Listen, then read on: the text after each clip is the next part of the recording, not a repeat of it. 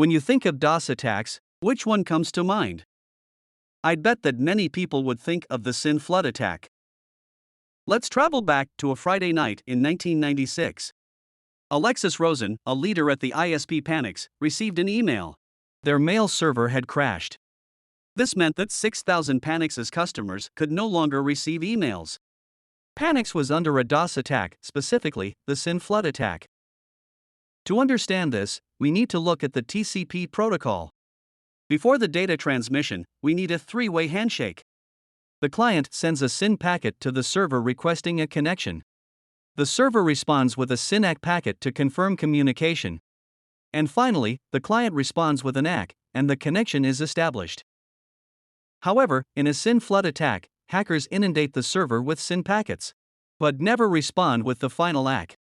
Moreover, they can spoof the source IP address in the SYN, causing the server to send the SYN ACK to a falsified IP address, which will not send an ACK because it knows that it never sent a SYN. The server will wait for the ACK for some time, as network congestion could also be the cause of the missing ACK. However, the half-open connections created by the malicious client consume resources on the server and may exceed the server's available resources.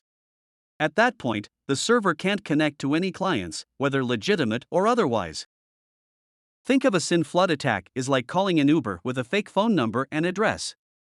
The driver arrives, waits, and wastes a lot of time, all for a rider who isn't going to show up. In 2014, Cloudflare, a major website security company, became the target of a DDoS attack. The culprit? An old protocol known as NTP or Network Time Protocol. Designed to help internet-connected devices synchronize their internal clocks, NTP has a command known as monlist. This command can return the addresses of up to the last 600 machines it interacted with. A feature that has attracted a fair share of criticism due to its potential for misuse.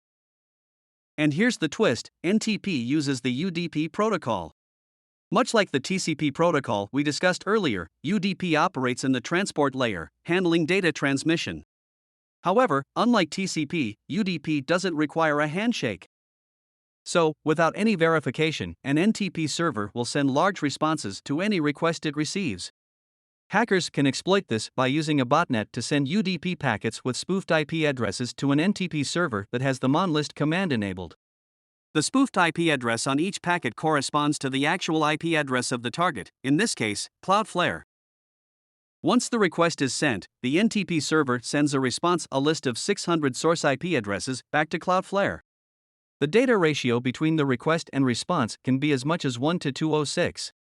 So, an attacker with just 1 gigabyte of internet traffic can launch a monstrous 200+ gigabyte attack. The good news is, by upgrading the NTP server, the monlist command can be disabled. Perhaps you're wondering, why should I worry about DDoS attacks? It's easy to feel detached from this issue. However, the following incident likely impacted many of you. But before we delve into that, let's take a breather here. Stay tuned for our next episode.